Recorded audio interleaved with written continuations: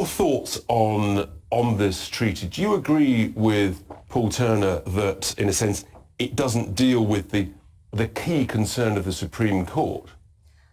There are three big questions I think every parliamentarian, everyone out there should be thinking about. The first question, exactly as we've just heard, is does it answer the Supreme Court? Supreme Court said, again, it's unsafe in Rwanda.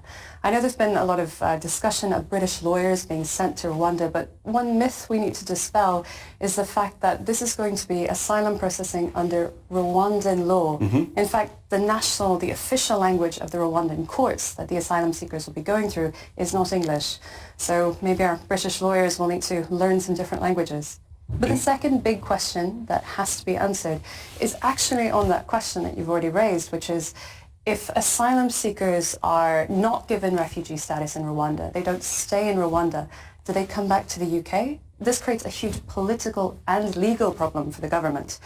I guess that's one they've thought of, but they're trying to deal with the concern of what they call the non-refoulement. And so what was the third point?